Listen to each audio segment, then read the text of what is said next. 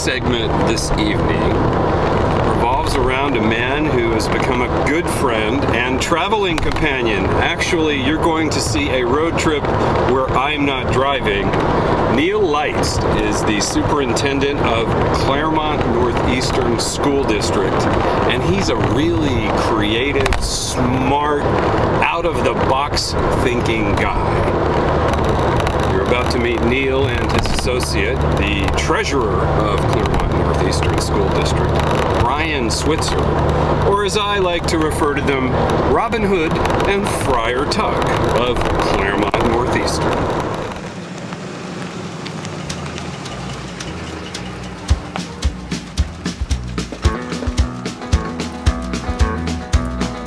On the road again,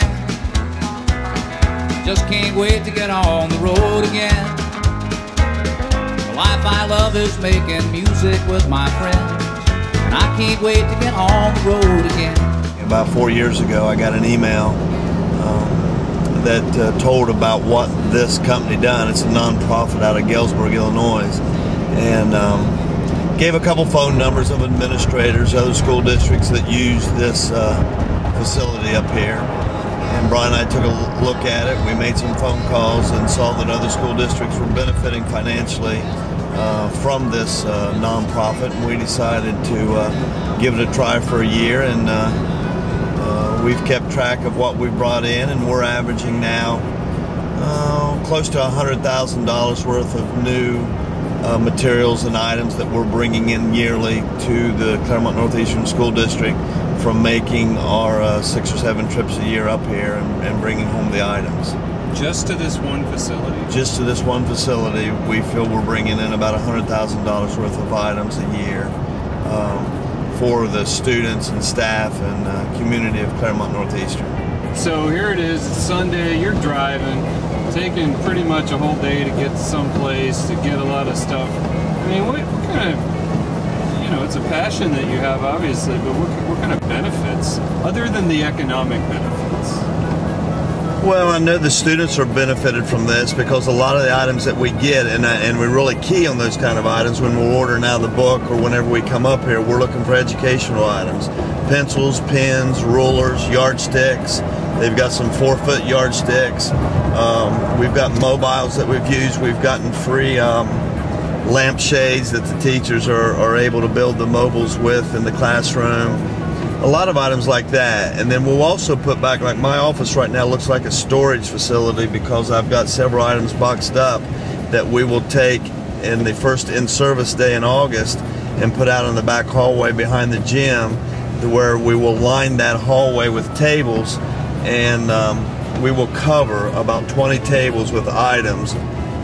Some of the items I just mentioned that teachers will be able to use in the classroom and gather up for free. A lot of elementary and middle school teachers will go out and purchase these kind of items during the summer and pay out of their own pocket, but we thought it would be good to be able to save up and store some of these items like pencils and pens and rulers and paper, notebooks with paper in them, 3-ring notebooks, those kind of items that teachers use on a daily basis in the classroom.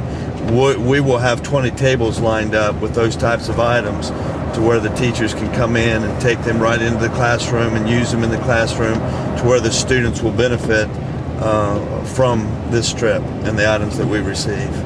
There's not too many superintendents that would put on jeans and gloves and pack the tangible items like Brian and I pack them. I mean, that's a little unique, but I do that just simply because I know that we are the leaders of the district, and I've always felt that you lead by example. So there's a lot of times I have custodians or teachers or building administrators that go with me on the trip, but I'm like, I'm not going to sit back and watch them pack those boxes. I'm going to lead by example and get out there and pack them. So any superintendent can do what I've done.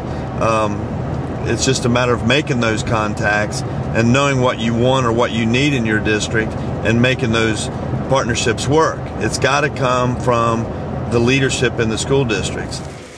There's a lot of stuff. Yeah, this is the pickup order that we ordered out of the book. And then what we'll do here in a little bit is go in and get the grab bag order. It's outside the box. It adds to your job description. and it adds to your overall hours that you put in per week. And there's a lot of people that those three things would deter them from signing up for this program. But you almost feel like Robin Hood when you come up here, because you feel that you're going up and getting free items to take back to give to your community that needs items, and it's stretching the taxpayer's dollar. So that's why we continue to do it. I think Brian and I both have a passion to help others, and that's what we feel we're doing. And if you're Robin Hood, I guess that makes me Friar Tuck. Yeah, That's perfect. That's perfect, Friar Tuck. You have any brown smocks or anything we could put on this guy? Friar Tuck and Robin Hood. Oh my God. Where's Maid Marian? Hello? Hello, Maid Marian. Which one of you wants to be Maid Marian? Sure. All right. This is kind of what they give us for our general description of everything that will be on the floor. So we go down the list and start keying on educational items, janitorial supplies. So what's caught your eye? Well, like I just discussed with Neil, he'll look for 14 and 38, which are educational supplies. I saw lots of stuff. They have hardware, they have lighting, they have welding items that can either be used by our maintenance department or by our agricultural shop. There's office supplies, number 47. So just depending what's there, we can either use it in the main office, out in the building offices, or if it's paper, pens, folders, etc., it goes straight to the kids. this is the cart right here that we'll get. It's about 3 feet by 6 or 7 feet, and Brian and I have exactly 2 hours from 8 to 10 Illinois time that will be turned loose here with about 5 or 6 other twosomes from around the country. I think we got a group here from Michigan today and a group here from near Columbus. Looks like the competition is going to be a little thin today, but normally there's 5 or 6 different organizations here, and we'll pull this around and load up our materials as fast as we can and get it out to the trailer and unload it, and then come back in and get another load. Our pickup order was a very good pickup order. It's got several items we'll be able to use in the classroom, but the grab bag today was probably the weakest that we've ever had in the 20 trips we've got up here. So worth the trip? Oh yeah, and we've kind of got a backup for whenever we do come up, and the grab bag's not that good because we picked up a little over $10,000 worth of materials today in our book order.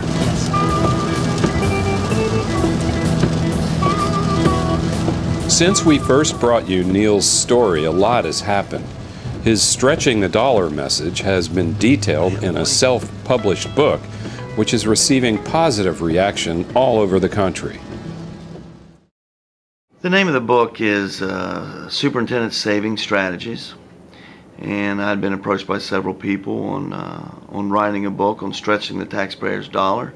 And at first I kind of just blew it off, thinking that it's just common sense and it's what we've done here, and why would there be a need for a book. But after the media coverage with the different shows we were on, and getting hit each time with someone saying, why don't you write the book, after a while we decided to write a book and hopefully get the word across not only the county but the state and possibly some of the country on different ways of saving money within school districts, because in today's economic woes that we're having across the country, I think it's important that other school districts are given some tips on how to stretch the dollar.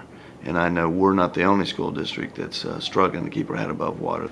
Well, I think in any business, when you see people succeeding in whatever they're doing in life, the word passion has to be used. And I think my passion and what I'm doing here at C&E, and the passion of people that I've placed around me with the school board and administrators, I think that passion shines through.